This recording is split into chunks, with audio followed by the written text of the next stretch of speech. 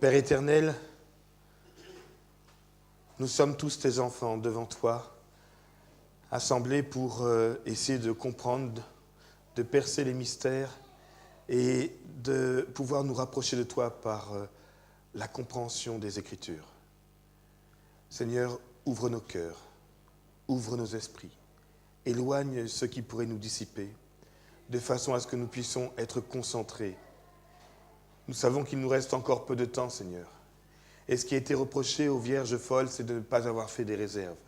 Nous sommes là pour engranger, faire des réserves. Puisses-tu, Seigneur, nous visiter et faire en sorte que ce que nous pourrons partager puisse nous servir dans les temps critiques que nous allons traverser. Dans le nom de Jésus-Christ. Amen.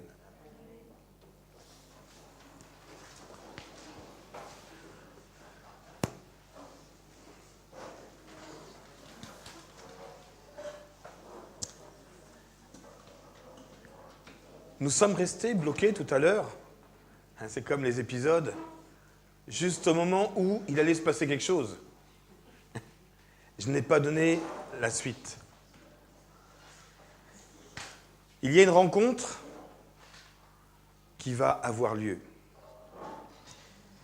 Juste pour introduire ce moment, je vous propose de prendre Malachie 4, le dernier chapitre de la Bible. Ce texte a été lu ce matin. Mais Malachie 4, le texte qui ponctue l'Ancien Testament, les versets 5 et 6. Quelqu'un peut-il lire à haute voix? Malachie 4, versets 5 et 6. Voici, je vous enverrai Élie, le prophète, avant que le jour de l'Éternel arrive, ce jour grand et redoutable. Il ramènera le cœur des pères à leurs enfants et le cœur des enfants à leurs pères, de peur que je ne vienne frapper le pays d'Éternel. Merci. Remarquez, Élie vient à quel moment? Avant que le jour de l'Éternel arrive. Voilà, c'est interactif. Avant que le jour de l'Éternel n'arrive. Autrement dit, l'option Élie est la dernière occasion à saisir, parce que juste derrière, c'est trop tard. Élie, c'est le dernier message avant que Dieu ne prenne ses responsabilités et ne conclue une certaine histoire. Il envoie Élie. Et c'est pour ça que l'Église adventiste est assimilée à Élie, comme Jean-Baptiste était assimilé à Élie. Jean-Baptiste a préparé la première venue du Seigneur et l'Église adventiste, avec l'esprit d'Élie, prépare le second retour du Christ. Donc Élie intervient dans un temps critique. Alors, nous allons continuer ce que nous avons commencé ce matin. 1 Roi, chapitre 17. 1 Roi, chapitre 17, nous avions lu la première partie, vous vous souvenez, en disant que le verset 1,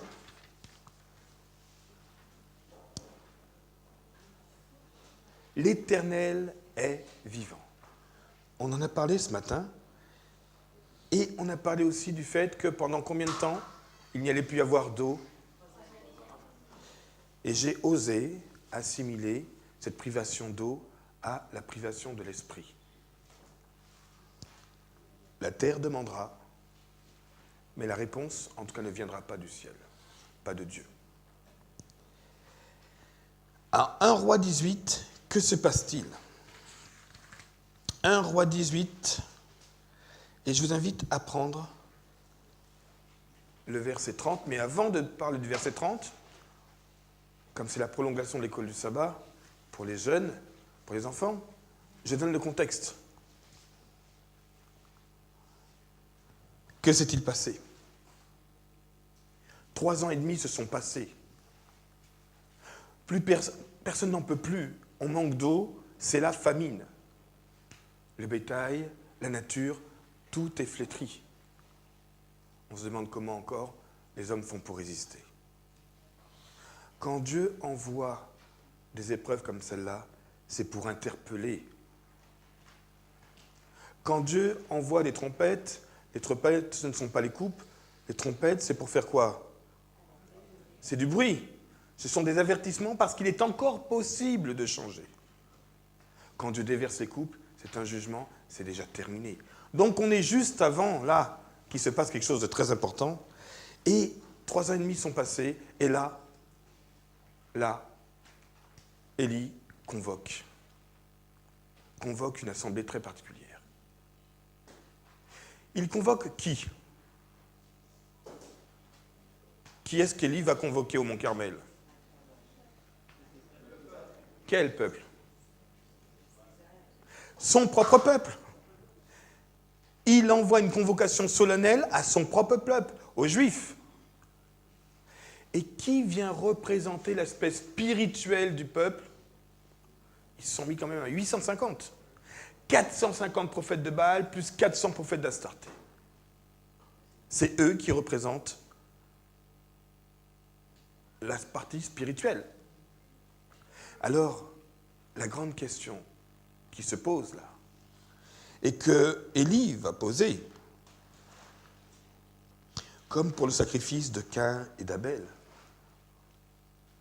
qui a raison? Qui est le vrai Dieu? Quel est le véritable enseignement? Parce que si les hommes doivent être jugés sur un message, lequel?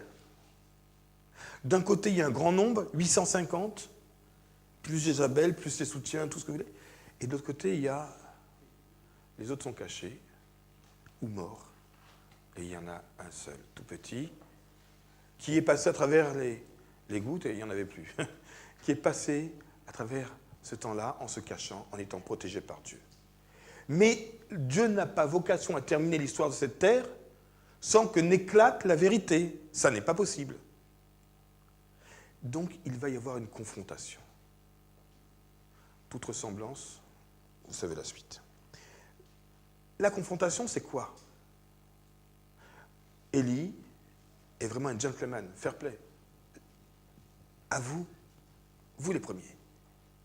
Le même sacrifice, le même animal, même préparation, et puis, vous allez faire votre gospel. Vous allez faire votre gesticulation en l'honneur de Dieu. Vous allez crier, chanter, danser, faire tout ce que vous savez qui a tiré mon peuple vers vous. L'hymne des louanges, c'est périmé. C'est pour les vieux corps aux Antilles, je ne sais trop où. Mais aujourd'hui, il faut que ça swing, faut que ça... Non, c'est pas possible sans quoi. Non, mais il faut être sérieux. Sans quoi nos jeunes s'en vont. Alors on va les garder. On va introduire des éléments de Jézabel dans le culte pour fixer le peuple. Sans quoi ils s'en vont. Si on parle simplement de la Bible, non, il faut à tout prix captiver l'esprit du peuple de Dieu, mais pas vers Dieu. Alors il dit, je vous laisse l'occasion de me montrer ce que vous savez faire. Allez-y. Et il commence. Alors, Élie est un petit peu taquin. Il est peut-être en vacances, il est peut-être sourd. Allez-y, montez les décibels. Allez-y. Toujours rien. Écoutez, mettez-y de l'ardeur, vous nous avez habitués à mieux quand même. Allez-y. Rien. Tous ceux qui croient en une religion qui doit faire du bruit, basée sur les décibels, sur l'exaltation des sens, ou quand on commence à transpirer, c'est là que c'est bon. Non, Élie leur dit allez-y, et il ne se passe rien. L'excitation et l'évangile sont deux choses distinctes. Malheureusement, nous avons habitué nos jeunes. Dans une certaine église de l'Île-de-France, je ne la citerai pas, je ne vais pas vexer les frères et sœurs, j'avais amené mes enfants. En me disant, on fait l'école à la maison, même si on voit beaucoup de gens et tout ça, c'est l'occasion, comme on habite à 55 km de l'église et qu'on fait aussi le culte à la maison avec les frères et sœurs qui nous rejoignent, on va dans cette grande église parisienne. Et je leur dis, vous allez aller dans les classes, ils ont 9 et 11 ans, vous allez aller dans les classes respectives. Ah, t'es sûr, papa? Oui, allez-y. Et quand je suis allé les rechercher après, papa, on n'y retournera pas. Comment ça? Parce qu'ils étaient en train de préparer un chant pour la grande... ils devaient aller chanter dans une cathédrale, je ne sais pas trop quoi. Alors, bon, très bien. Et puis, on devait, dans le chant, dire quelque chose qu'on devait faire avec nos mains. Et les enfants, ils étaient là, comme ça. Ils ont peut-être trop regardé Michael Jackson, mais je veux dire, quand même, j'y croyais pas. Et les deux unanimes. Et puis la monitrice d'école de sabbat, elle était habillée de telle façon que, avec des talons, elle était comme ça, elle marchait. Je dis, bon, hey, calmez-vous les enfants, on va assister au culte. Je me dis, pour une fois que j'ai mes têtes tranquille, confiant, je déchante.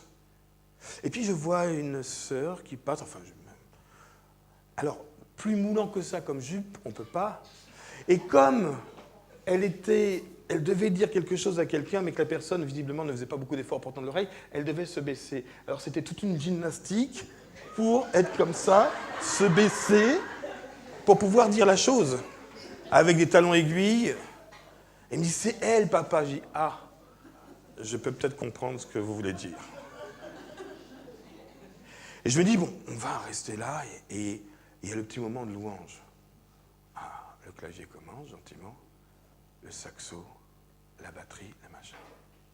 Tous les standards d'hymne louange, je ne les ai même pas reconnus. Pourtant, ce n'est pas comme si je ne faisais pas un peu de musique. Je ne les ai pas reconnus, tellement ils étaient swingés, modifiés. Enfin, je veux dire. Et puis, du bruit. J'ai dit, waouh. Et le culte n'était pas encore commencé. J'allais presque dire, on chauffe la salle, là. Au bout de 20 minutes, 25 minutes, ils allaient annoncer que le culte allait avoir lieu. J'ai pris les enfants, je suis parti. Je ne pouvais pas m'associer à cette liturgie. Je ne pouvais pas m'associer à ce brouhaha-là. Et je n'étais plus dans les conditions pour recevoir la parole. C'est-à-dire que ce que je venais de recevoir là m'avait mis dans un tel état qu'on aurait pu me dire n'importe quoi, ça ne prendrait pas. Et je dis, Joseph, tu as une responsabilité de tes enfants. Ils t'ont déjà dit ce matin ce qui s'est passé. Tu as vu l'animatrice comment elle était. Et là, tu vois, non, tu ne peux pas laisser tes enfants tremper là-dedans. J'ai dit, enfants, on y va. On est sortis, on a marché 5 km parce qu'on est allé à pied. On a parlé. Et puis, on a fait un petit temps spirituel. La religion qui est basée sur l'excitation n'est pas la religion de Dieu. La religion de Jézabel, oui. Les grandes chorales, la musique classique, les grands concerts de gospel, oui. Il leur a laissé le temps, vous connaissez la suite, il ne s'est rien passé. Alors, je disais qu'il est un peu taquin, parce que quand c'est son tour, la première chose qui va se passer, c'est quoi? Qu'est-ce que Élie fait quand c'est son tour? 1 Roi 18, verset 30. Qui veut le lire? À haute et intelligible voix. C'est ce que j'entendais tout petit, alors je le répète comme ça. Élie dit alors à tout le peuple, approchez-vous de moi. Tout le peuple s'approcha de lui, et Élie rétablit l'autel de l'Éternel qui avait été renversé. Merci. Élie dit, approchez-vous de moi. Parce que jusqu'à ce moment-là, Élie était pestiféré. C'était l'homme à abattre. Abias l'avait bien dit. Elle a dit, Jézabel, que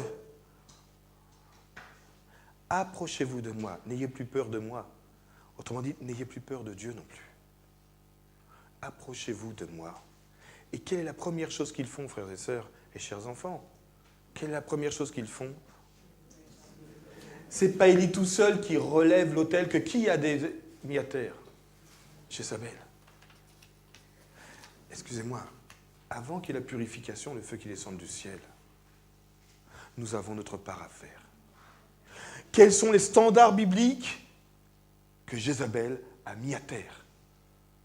Quelles sont les vérités fondamentales adventistes qui passent à la trappe régulièrement maintenant pour nous sortir un évangile de l'amour insipide?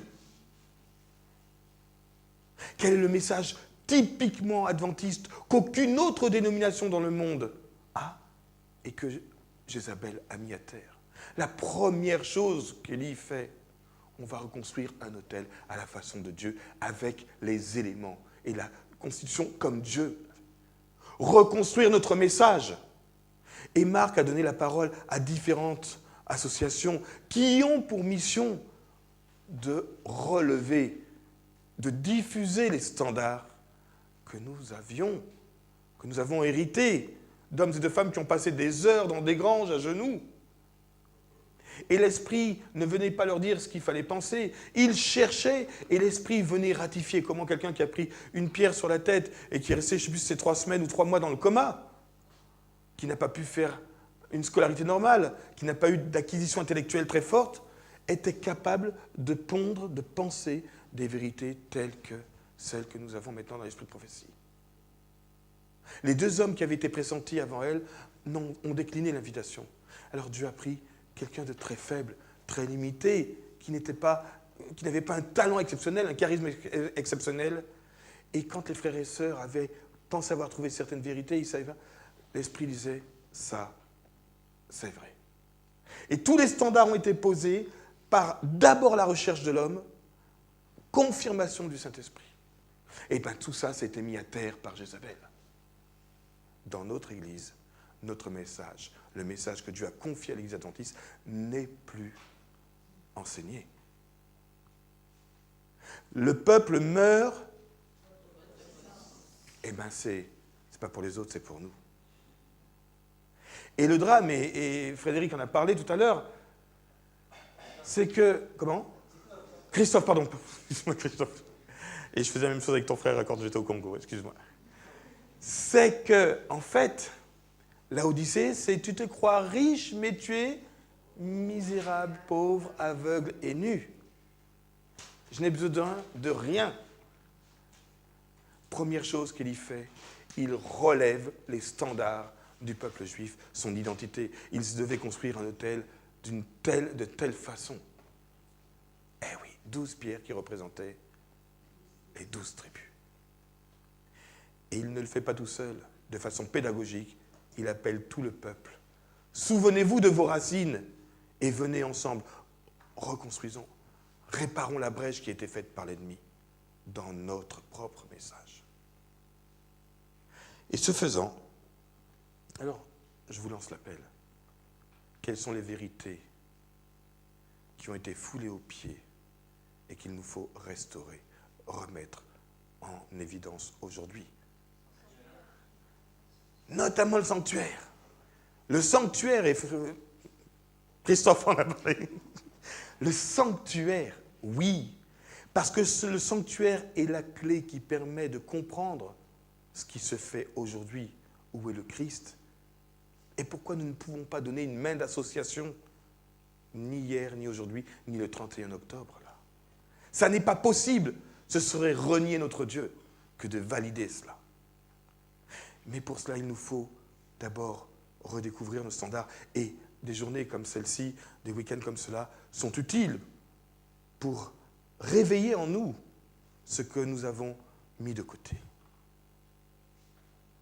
Alors, une fois que cela s'est fait, et pourquoi c'est important que ce soit fait avant? Parce que si Dieu doit purifier, il faut qu'il y ait quelque chose de manifeste.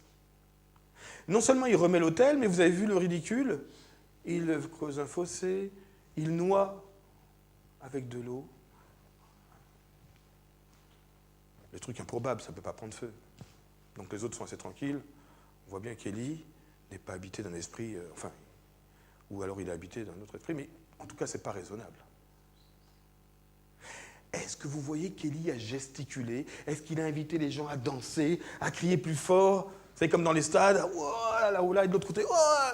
Est-ce qu'il s'est lancé là-dedans? Nous n'avons pas à nous engager sur le terrain du ridicule. Nous n'avons pas essayé de rentrer dans une compétition. Il y avait un moment des concours de gospel, de chorale, et les jeunes y allaient, et avec le piano. C'est quoi ça? Nous n'avons pas... Comment? Il nous faut retrouver notre identité d'adventiste, des hommes et des femmes passionnés par un livre. Une fois que ça s'est fait, vous connaissez la chose, ce qui s'est passé. Je ne vais pas venir sur le feu tout de suite, je voulais poser encore une question. Tout ce qui est fait là, le sacrifice qui est noyé d'eau et tout ça, c'est pour qui? Est-ce que c'est pour Élie ou est-ce que c'est pour les autres? Est-ce qu'Élie a besoin de ça pour lui dans sa relation avec Dieu? Ah, il a dit l'Éternel est vivant, prouve-le. Eh bien, je noie. Et là, je ne passe pas une demi-journée comme vous à sauter, à crier à ma parole. Et qu'est-ce qui s'est passé? Vous avez remarqué que ce qui s'est passé, un petit détail, est-ce que le sacrifice a été consumé? Même les pierres. Même les pierres. Alors l'eau, j'en parle même pas, évaporée. Mais même les pierres, ça a mis tout le monde d'accord. Mais Élie, pour lui, est-ce que ça lui a apporté quelque chose? Si ce n'est que Dieu était déjà avec lui, mais il le savait. Je pose cette parole-là parce que vous allez voir qu'elle va prendre du sens tout à l'heure. Dites-moi, vous imaginez là deux sacrifices, gesticulation pendant toute une demi-journée, puis l'autre côté, pouf, ça ne met pas les compteurs à zéro? On ne se resynchronise pas avec une certaine réalité? Est-ce que Jézabel a été convertie? Bon. Le peuple, on imagine que, parce que je ne pense pas que ce soit Élie qui ait tué avec ses petits bras costauds 850 personnes. Le peuple a dû se resynchroniser avec une certaine vérité. Mais est-ce qu'Akab s'est converti? Ce n'est pas tout le peuple qui est tombé. Il y a une déclaration, une manifestation, j'allais dire foudroyante, oui. Et pour autant, ça n'a pas suffi pour convertir les cœurs les plus durs. Tous ceux qui pensent à une religion spectacle, basée sur la puissance, sur du feu, sur du Saint-Esprit, qui en met plein les yeux, c'est pas gagné. En tout cas, faire plus que ça, même les pierres avaient déjà fondu, je serais prudent quand même. Eh bien, cette religion-là, du feu qui descend du ciel, même ça, ça ne convertit pas le cœur de ceux qui ne veulent pas croire. Alors,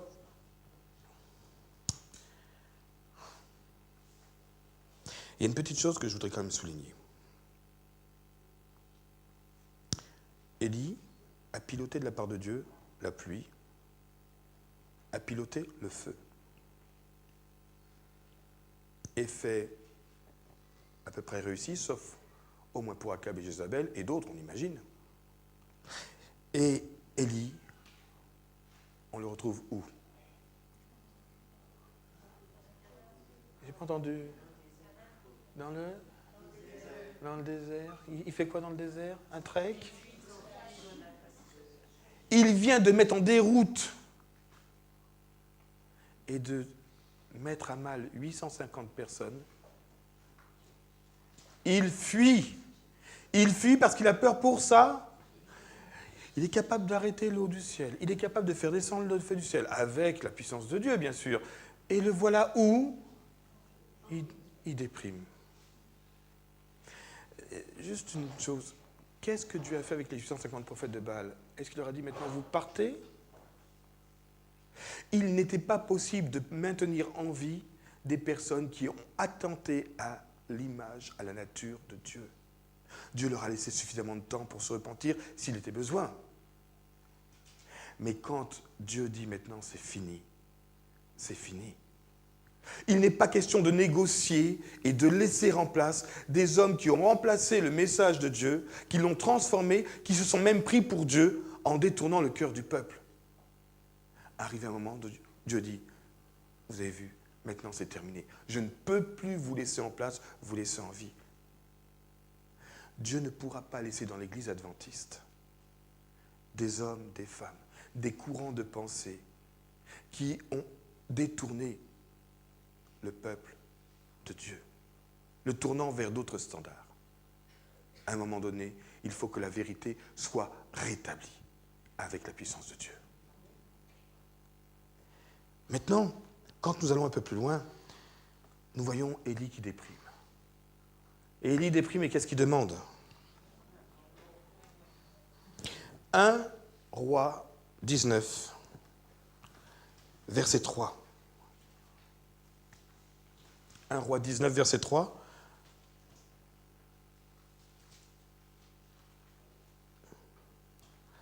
Est-ce qu'on peut lire les versets 3, 4? Qu'est-ce qu'il veut lire? Élie, voyant cela, se leva et s'en alla pour sauver sa vie. Il arriva à Beersheba, son serviteur. Pour lui, il alla dans le désert, où, après une journée de marche, il s'assit sous un genêt et demanda la mort en disant, c'est assez. Maintenant, Éternel, prends mon âme, car je ne suis pas meilleur que mes pères. Ah, merci. Il se coucha et s'endormit sous un genêt. Merci. Les grands hommes de Dieu ne sont pas à l'abri de la dépression. Et très souvent, on dit aussi haut qu'ils sont montés. Juste après, il y a... Et Élie qui a piloté de la part de Dieu l'eau, le feu, et qui a exterminé tous les ennemis de Dieu. Devant une femme, il rampe et finalement, il s'en va. Je vois ma fille qui sourit. Quand je dis devant une femme, il rampe et il s'en va. Hélas, l'Église adventiste qui a réalisé de belles choses, qui a poursuivi la réforme de Luther, qui l'a amenée au point maximum où elle pouvait être amenée, cette réforme, dans la compréhension des choses, en retrouvant le sens du sanctuaire, en rétablissant certains standards. Et l'un des standards aussi que l'ennemi essaye de jeter à terre, c'est le sabbat. L'Église adventiste, forte de la présence de l'esprit de prophétie qui a confirmé ces choses-là, a eu peur, a fait des alliances. Et un certain nombre de grands prédicateurs se sont découragés. Un certain nombre d'anciens, de diacres ou de membres d'église ont perdu leur idéal et se sont refroidis. Nous ne sommes pas à l'abri de la dépression. Et même quelqu'un comme Pierre, jamais, j'ai dit, avant que le cancle ne chante, tu m'auras renié 3 fois. Ce qui est intéressant, c'est que quand on s'inscrit dans une certaine vérité, Dieu ne nous laisse pas tomber. Alors Dieu va venir voir Élie. Et moi, j'avais jamais remarqué, j'avais lu, mais pas remarqué. Et quelle est la question que Dieu pose à Élie? Il le sait bien ce qu'il fait là. Qu'est-ce qu'il lui pose comme question? Que fais-tu ici? Oui, c'est Dieu qui pose une question et il n'a pas la réponse. Des fois, Dieu nous pose des questions qui nous dérangent. Dieu interpelle Élie exprès pour lui dire, Élie, dans quel état tu es? Donne-moi une réponse, une explication. Je veux comprendre où tu en es là. Avec tout ce que je t'ai donné, avec tout ce que tu as fait, comment c'est possible que tu sois là? Il pique exprès Élie. Alors Élie va se plaindre. Ah, j'ai fait tout ça pour toi. Et elle veut me tuer. Mais depuis le début, elle veut te tuer. Je veux dire, je ne comprends pas. Depuis le début, elle veut te tuer. C'est pas un scoop. C'est pas maintenant que tu viens de le découvrir. Ah, mais j'ai fait tout ça pour toi. Il est en train de dire à Dieu, et tu ne m'as pas soutenu plus que ça?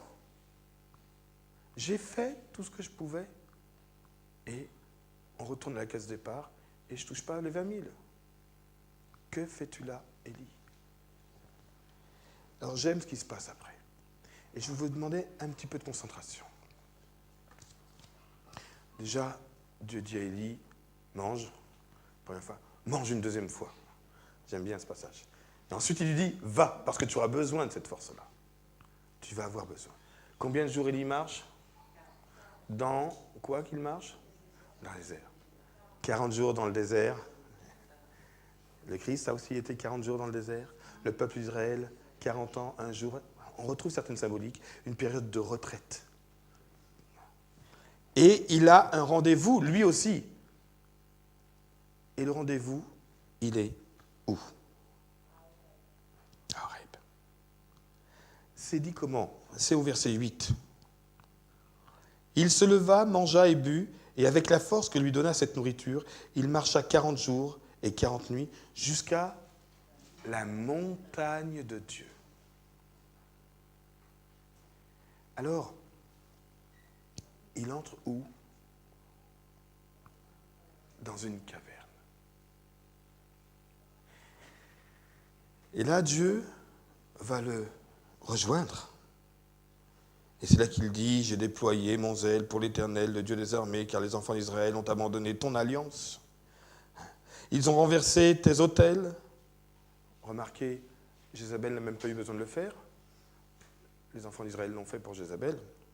Et ils ont tué par l'épée tes prophètes, je suis resté moi seul, et ils cherchent à m'ôter la vie. L'Éternel lui dit, sors et tiens-toi dans la montagne, devant l'Éternel. Et voici, l'Éternel passa. Je m'arrête là. Il est dans une grotte, Et Dieu lui dit, tiens-toi devant, et je vais passer devant toi. Dans quoi Dieu passe-t-il en premier? Le vent. Imaginez Irma, qui déchire tous les rochers. Le vent. Dieu puissant, non? C'est ce Dieu qui était au mont Carmel, qui a tout pulvérisé. Est-ce qu'il le reconnaît? Il reste dans la grotte, dans la caverne. Deuxième chose, dans quoi Dieu se manifeste-t-il? Tremblement de terre. Quand Dieu a donné les 10 commandements, partout ça tremblait. Est-ce que Élie reconnaît Dieu là-dedans? Pourtant, ce Dieu fort et puissant qui pulvérise tout, il le connaissait. Troisième élément. Ah, là, il connaît, mais il maîtrise. Le feu. Mont Carmel, c'était il n'y a pas si longtemps. Dieu n'est pas dans le feu non plus. Autrement dit, toutes les certitudes que Élie avait, par lesquelles il avait connu Dieu et par lesquelles il était intervenu de la part de Dieu, Dieu ne se trouve pas là. Mais où se trouve Dieu donc? Tout ce que nous pouvons avoir comme conception bien de fort, puissant et tout ça, c'est peut-être pour les autres. Je vous ai dit tout à l'heure, pour Élie, est-ce que Élie avait besoin du feu au mont Carmel? Il y a une rencontre à laquelle il faut que vous et moi, nous nous préparions. Parce que tout ce que j'ai pu faire au nom de Dieu pour les autres, c'est pour les autres. Ça leur a fait du bien, et s'ils se sont convertis, et s'il y a des standards qui ont été relevés, amen. Mais moi, où j'en suis dans ma relation avec Dieu, c'est de puissant pour les autres, c'est bien, mais pour moi, j'ai une rencontre, un rendez-vous que je ne dois pas manquer. Qu'est-ce qui se passe? Un murmure. Comment? Ah, ça a été dit tellement de façon douce et légère que je n'ai pas entendu. Murmure doux et léger. Comment ce grand Dieu qui a permis de trucider 850 personnes, qu'on ne le reconnaît pas dans le feu, dans le tremblement de terre, dans le vent, est là. Est là. J'ai cru que qu'Élie était devant Dieu et qu'il regardait pour voir si c'était le bon Dieu qui passait là. Élie était dans la caverne, puisque nous l'ai dit au verset 13, quand Élie l'entendit, donc le murmure doux et léger, il s'enveloppa le visage de son manteau et sortit et se tint à l'entrée de la caverne. Je vous propose une interprétation qui est toute personnelle. Comment un homme peut voir Dieu, même de dos, sans mourir? Alors je vous propose quelque chose qui est tout à fait personnel. Qui est le rocher? Où se trouvait Élie? En Jésus-Christ, dans la caverne. Protégé. Parce que le grand Dieu fort, puissant, qui terrasse tout, en Jésus-Christ, il était protégé. Le feu peut passer, le tremblement de terre peut passer, le vent peut passer, il est dans la caverne. Et quand c'est le murmure doux et léger, là, il se sent capable de sortir, mais il se voile. Il reconnaît là Dieu. Je vous invite à prendre Job 42, versets 1 à 6. Vous connaissez tous l'histoire de Job, je ne veux pas revenir. C'est la fin de l'histoire de Job. Job était déclaré comment par Dieu déjà? Ah, comment vous dites?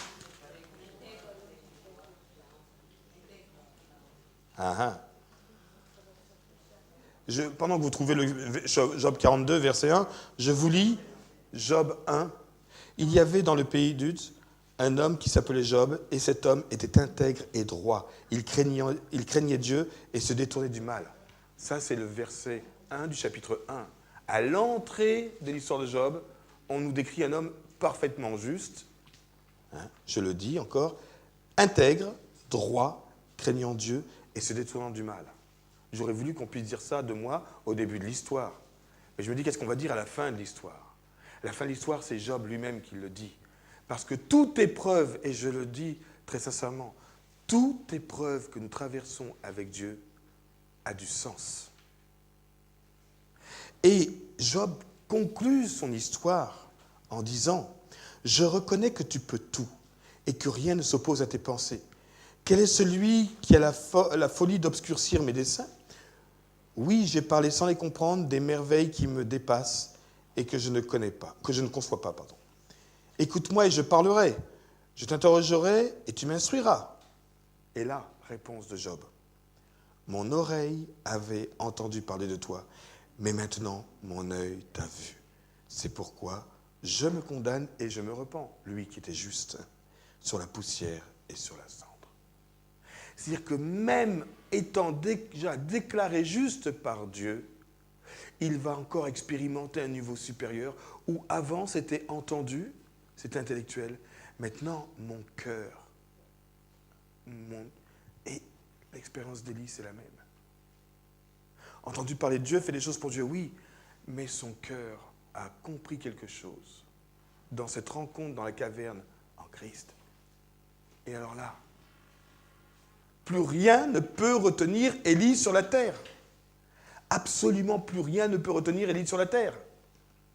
Élie va à la rencontre de Dieu. Il y a le taxi céleste qui l'attend, qui vient le chercher avec les chevaux.